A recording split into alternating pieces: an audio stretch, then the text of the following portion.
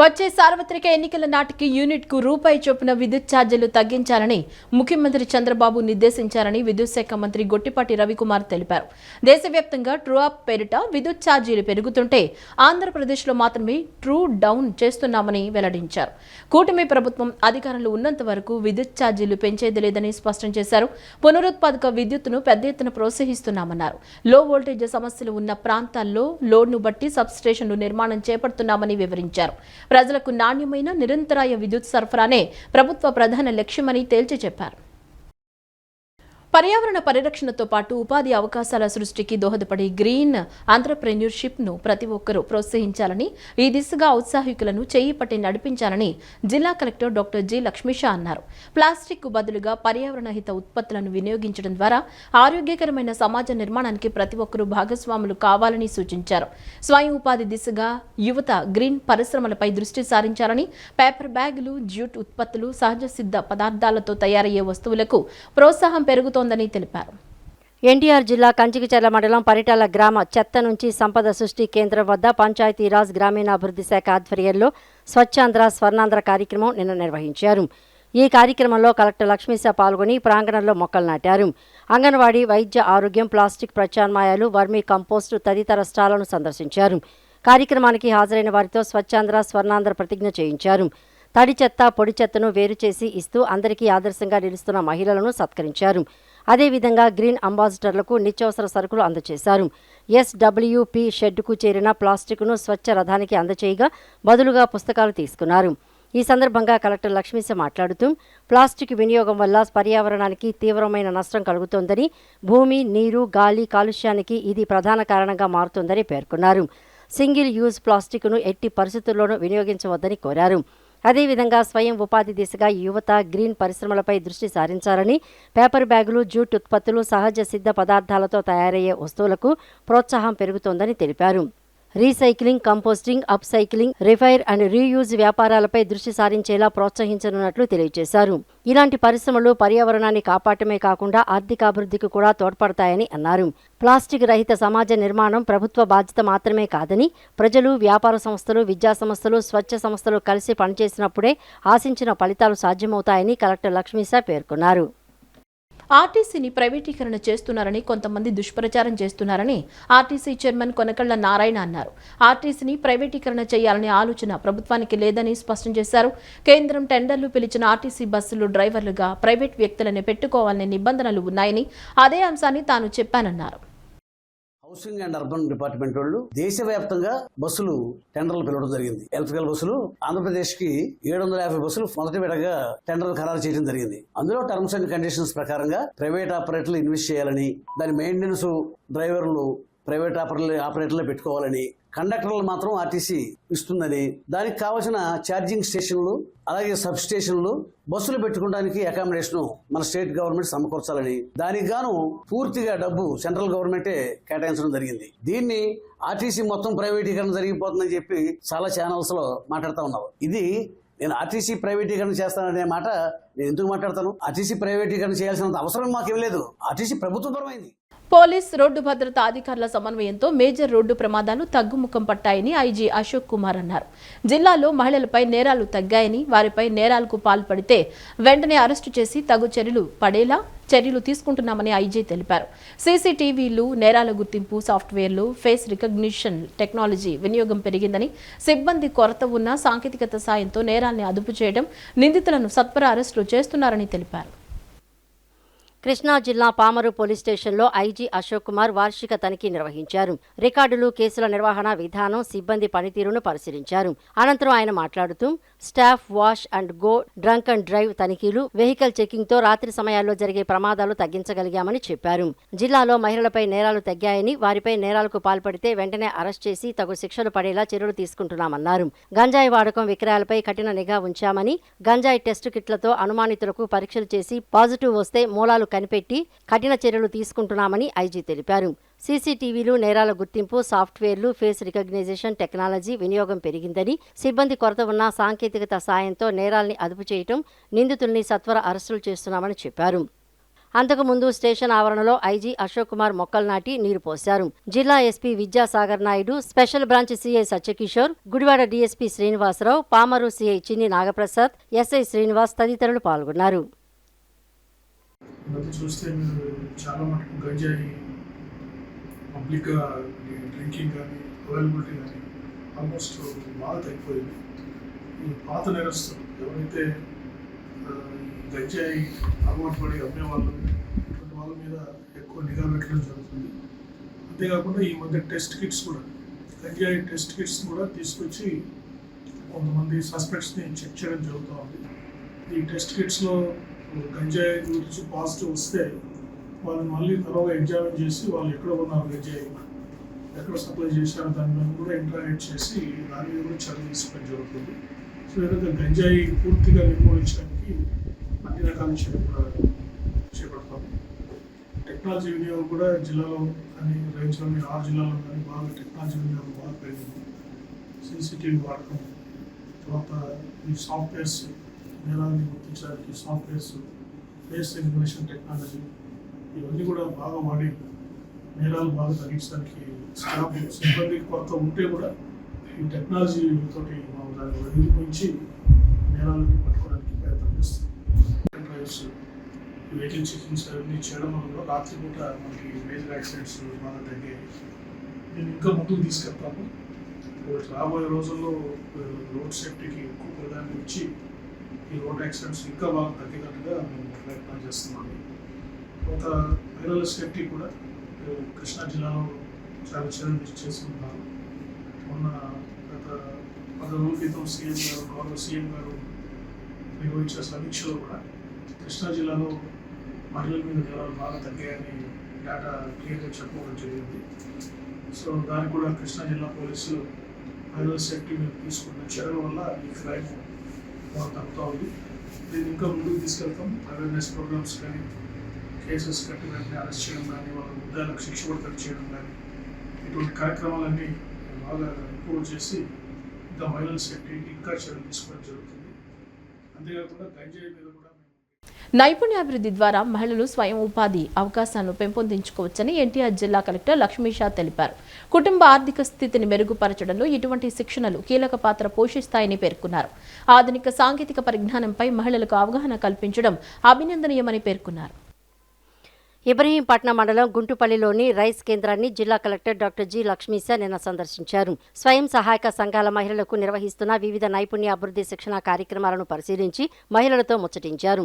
శిక్షణ పొందుతున్న మహిళలను కలెక్టర్ వారి అనుభవాలు, అభిప్రాయాల గురించి అడిగి తెలుసుకున్నారు. Fabric painting, beautician, magic weaves machine శిక్షణ కార్యక్రమాల తీరుతెన్నులను పరిశీలించి మహిళలు ఈ అవకాశాలను సద్వినియోగం చేసుకుని ఆర్థికంగా స్వావలంబన సాధించాలని సూచించారు.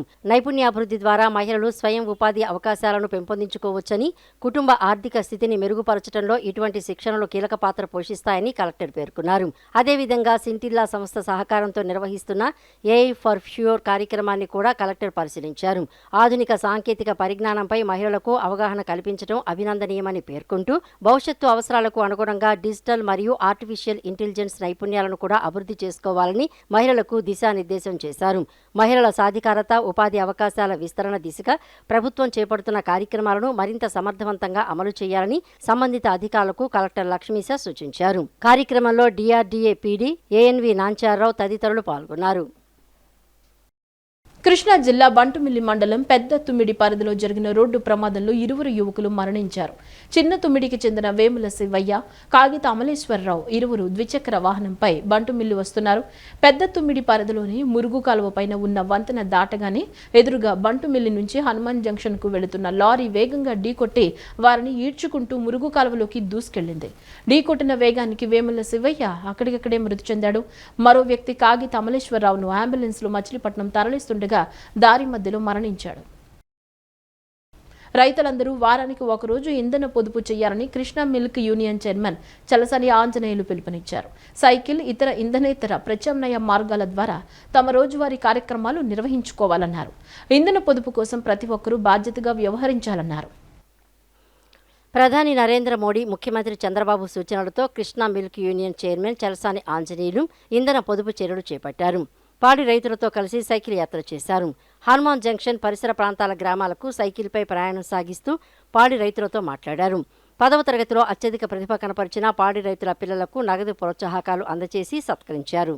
పాడి రైతు సంక్షేమం మన మతం, అలుపెరగని సేవ మన అభిమతం అనే కార్యక్రమంలో పాల్గొని ఇంధన పొదుపు చర్యలను రైతులకు వివరించారు. రైతుల సమస్యలు, పాల ఉత్పత్తి అభివృద్ధి, రైతు సంక్షేమం, సహకార రంగ బలోపేతంపైనే తమ ఆలోచన అని పేర్కొన్నారు. సమితి చేపడుతున్న పలు అభివృద్ధి సంక్షేమ కార్యక్రమాలను అందరూ తెలుసుకోవాలన్నారు. పర్యావరణ హిత జీవన విధానాలను అలవాటు చేసుకోవడం ద్వారా భవిష్యత్తు తరాలకు మంచి వాతావరణాన్ని అందించవచ్చన్నారు. విద్యాశాఖ మంత్రి నారా లోకేష్ అమలు చేస్తున్న నూతన విద్యా విధానాలు, విద్యా సంస్కరణల ఫలితంగానే గ్రామీణ విద్యార్థులు కూడా 10వ తరగతిలో అత్యధిక మార్కులు సాధించారని అన్నారు. ప్రభుత్వ విద్యను మరింత బలోపేతం చేయడానికి ప్రభుత్వం తీసుకుంటున్న చర్యలు విద్యార్థుల భవిష్యత్తుకు ఎంతో దోహదపడతాయని చెప్పారు. ఏంటి వెనక తిళ్ళు, వెనక తిరుగుడు, వెనక ఖర్చు లేదు. ఇప్పుడు లీటర్ పెట్రోల్కి వస్తే 100, 115 లీటర్ పెట్రోలు. ఊళ్ళో సైకిల్ తొక్కేవనుకో, ఊళ్ళో సైకిల్ నడిచే వెళ్ళామనుకో, సైకిల్ బండి ఊళ్ళో తీయటం మానేసామనుకో, డబ్బులు ఒక్క నెలకు 200 గెలిచినట్టేనా. మనం ఇంటికి పక్క వెళ్తాకే బండి తీసేస్తున్నాం. గేదె ఇప్పుడు నా గేదెలు ఉన్నాయి, కట్టేసి ఉంటాయి. నా గేదెకి నీ గేదెకి తేడా ఉంది. తిరిగే గేదెకి మనుషులేనంతే. నడిచే మనిషికి నడవని మోటార్ సైకిల్ ఇంటి ఇవాళ ఏముంది దొడ్లు. వారానికి ఒక రోజు పెట్టుకోండి. పేషెంట్ గారు కూడా పెట్రోల్ 110 ఎంత అయింది. వారానికి నెలకి వారానికి ఒక రోజు కనుక ఆగి మనం సైకిల్ ఇంటికాడ నుంచి ఇదివరకు సైకిల్ నడిచేవాళ్ళమా? ఇప్పుడు ఇంటి పక్క వెళ్తా కూడా బండి చేస్తున్నాం. సైకిల్ మీద 3 మోపులు తెచ్చేవాళ్ళండి కాళ్ళకి నుంచి. ఇవాళ చేయలేదు చూసి బండి సైకిల్ తీట్లా. అందుకే ఆయిల్ రేటు పెరిగింది. అందుకే ఏమన్నానంటే వారానికి ఒకనాడు అసలు ఊళ్ళో బండి తీయటం మాని ఊళ్ళో వరకు ఆలోచించుకుంటే ప్రధానమంత్రి గారు చెప్పినా, ముఖ్యమంత్రి గారు చెప్పినా ఆరోగ్యం, ఆదా అన్నీ వస్తున్నాయి. అవునా? ఇప్పుడు అసలు మనం అన్నీ మానేసాం కదా. ఇప్పుడు కుర్రాళ్ళకు వాళ్ళ కోసమే ఇదంతా. మనం దొక్కుతుంటే సైకిల్ వాళ్ళు కూడా దొక్కుతారు. బంగాళాఖాతం, అరేబియా సముద్రం, అండమాన్ నికోబార్ దీవుల్లోని కొన్ని ప్రాంతాల్లోకి నైరుతి రుతుపవనాలు ప్రవేశించాయని భారత వాతావరణ విభాగం శనివారం వెల్లడించింది. రాబోయే 3-4 రోజుల్లో రుతుపవనాలు మరికొన్ని ప్రాంతాల్లో మరింతగా విస్తరించేందుకు వాతావరణం అనుకూలంగా ఉందని పేర్కొంది. ఈ నెల 26న కేరళ తీరాన్ని రుతుపవనాలు తాకే అవకాశం ఉందని ఐఎండీ ప్రకటించింది. పల్లె ముంగిటకు వైద్య పరీక్షలు చేరువ చేసి వ్యాధులను ప్రాథమిక దశలోనే గుర్తించాలని ప్రభుత్వం నిర్ణయించింది. ఈ క్రమంలోనే 104 సంచార వైద్య వాహనాలకు కొత్త రూపునిచ్చి 41 రకాల వైద్య పరీక్షలు చేసేలా ఏర్పాట్లు చేస్తోంది. ఏటా 56.40 లక్షల మందికి వైద్య పరీక్షలు చేయడం లక్ష్యంగా పెట్టుకుని ఈ సేవలకు 162.72 కోట్లు వెచ్చించనుంది. వైద్య ఆరోగ్య కుటుంబ సంక్షేమ శాఖకు పరిపాలన ఆమోదం, నిర్వహణ మార్గదర్శకాలు జారీకి మంత్రిమండలి అనుమతి ఇవ్వడంతో ప్రాజెక్టు అమలుకు మార్గం సుగమమైంది. పల్లె ముంగిటకు వైద్య పరీక్షలు చేరువ చేసి వ్యాధులను ప్రాథమిక దశలోనే గుర్తించాలని ప్రభుత్వం నిర్ణయించింది. ఈ క్రమంలోనే 104 సంచార వైద్య వాహనాలకు కొత్త రూపు ఇచ్చి 41 రకాల వైద్య పరీక్షలు చేసేలా ఏర్పాట్లు చేస్తోంది. ఏటా 56.4 లక్షల మందికి వైద్య పరీక్షలు చేయడం లక్ష్యంగా పెట్టుకుని ఈ సేవలకు 162.72 కోట్లు వెచ్చించనుంది. ల్యాబ్ డయాగ్నోస్టిక్ సేవలను కృష్ణా, పల్నాడు జిల్లాల్లో ప్రయోగాత్మకంగా నిర్వహించారు. ఇవి సత్ఫలితాలు ఇవ్వడంతో చిత్తూరు జిల్లా కుప్పంలో అమల్లోకి తెచ్చారు. త్వరలో రాష్ట్ర వ్యాప్తంగా ఈ సేవలు అందుబాటులోకి తెస్తారు. రాష్ట్రంలో 104 మొబైల్ మెడికల్ యూనిట్లు 936 ఉన్నాయి. వీటిలో 904 వాహనాలు క్షేత్రస్థాయిలో తిప్పుతూ మిగిలిన 32 అత్యవసర పరిస్థితుల్లో వినియోగించేందుకు సిద్ధంగా ఉంచారు. వీటిని కొత్త హంగులతో అందుబాటులోకి తెస్తారు. ఇప్పటికే ఆరోగ్య రథం పేరుతో కొన్ని వాహనాలు నమూనాగా సిద్ధం చేశారు. ఇప్పటి వరకు ఒక్కో 104 వాహనం నెలలో ఒక్కో గ్రామాన్ని 2 సార్లు సందర్శిస్తోంది. ఈ లెక్కన నెలకు 12 గ్రామాల్లో సేవలు అందిస్తోంది. ఒక గ్రామంలో నెలలో 60 నుంచి 80 మందికి మాత్రమే పరీక్షలు చేయడానికి వీలవుతుంది. మిగిలిన వారంతా వైద్యశాలను ఆశ్రయించక తప్పడం లేదు. ఈ పరిస్థితులు చక్కదిద్ది అందరికీ వైద్య సేవలు అందేలా ప్రభుత్వం ఏర్పాట్లు చేస్తోంది. ఒక్కో 104 వాహనంలో 41 రకాల పరీక్షలు చేస్తారు. 80 రకాల మందులు అందుబాటులో ఉంచుతారు. సంపూర్ణ రక్త పరీక్షకు సంబంధించిన 22 పరీక్షలు, బయోకెమిస్ట్రీకి సంబంధించిన 19 పరీక్షలు అందుబాటులోకి తెస్తారు. డీజిల్ ధరల పెంపుతో ఏపీఎస్ ఆర్టీసీపై తీవ్ర ప్రభావాన్ని చూపింది. రాష్ట్ర వ్యాప్తంగా ఆర్టీసీ బస్సులు రోజుకు సుమారు 40 లక్షల కిలోమీటర్ల దూరాన్ని ప్రయాణిస్తాయి. సగటున ఆర్టీసీ బస్సులు లీటరు డీజిల్కు 5.2 కిలోమీటర్ల మైలేజీని ఇస్తాయి. లీటరుకు సుమారు ₹3.30 చొప్పున ధర పెరిగింది. ప్రజా రవాణా శాఖ ఇప్పుడు రోజుకు అదనంగా 25 లక్షల వ్యయ భారాన్ని భరించాల్సి ఉంటుంది. డీజిల్ ధర పెంపుతో ఏపీఎస్ ఆర్టీసీపై భారం పడనుంది. రాష్ట్ర వ్యాప్తంగా ఆర్టీసీ బస్సులు రోజుకి సుమారు 40 లక్షల కిలోమీటర్ల దూరాన్ని ప్రయాణిస్తాయి. సగటున ఆర్టీసీ బస్సులు లీటర్ డీజిల్కు 5.2 కిలోమీటర్లు మైలేజీని ఇస్తాయి. ఆర్టీసీ ప్రతిరోజు దాదాపు 7.7 లక్షల లీటర్ల డీజిల్ను వినియోగిస్తుంది. ఈ సంస్థ డీజిల్ను చమురు సంస్థల నుంచి నేరుగా భారీ పరిమాణంలో కొనుగోలు చేస్తుంది. ఫలితంగా సాధారణ రిటైల్ ఇంధన కేంద్రాలతో పోలిస్తే లీటరుకు ₹4 వరకు తక్కువ ధరకు అంటే రాయితీ రేటుకే దీనికి డీజిల్ సరఫరా అవుతుంది. అయితే ఇటీవల పెరిగిన ధరలు కేవలం రిటైల్ కేంద్రాలనే కాకుండా భారీ పరిమాణంలో సరఫరా అయ్యే డీజిల్ ధరలను కూడా ప్రభావితం చేశాయి. రోజువారీగా వినియోగించే 7.7 లక్షల లీటర్ల డీజిల్ ధర లీటరుకు ₹3.30 చొప్పున పెరగడంతో ఆర్టీసీపై దాదాపు 25 లక్షల అదనపు ఆర్థిక భారం పడుతుంది. స్త్రీ శక్తి పథకం కింద 5 వేర్వేరు బస్సుల విభాగాల్లో మహిళలకు ఉచిత ప్రయాణ సౌకర్యాలు కల్పించారు. ఈ టికెట్ల విలువకు సంబంధించిన మొత్తాన్ని ప్రభుత్వం తదనంతరం ఆర్టీసీకి తిరిగి చెల్లిస్తుంది. శక్తి పథకం కింద మహిళా ప్రయాణికులకు సంబంధించి మొత్తం నెలవారీ రాయితీ మొత్తం ప్రస్తుతం 260 కోట్ల నుంచి 270 కోట్ల మధ్య ఉంది. అయితే ప్రభుత్వం కేవలం 160 కోట్లను మాత్రమే సమకూరుస్తోంది. ఆర్టీసీ ఉద్యోగులందరూ ప్రభుత్వ ప్రజా రవాణా శాఖలో విలీనం చేశారు. కాబట్టి ఈ ఆర్థిక భారం నేరుగా ఆర్టీసీ సంస్థపై పడదు.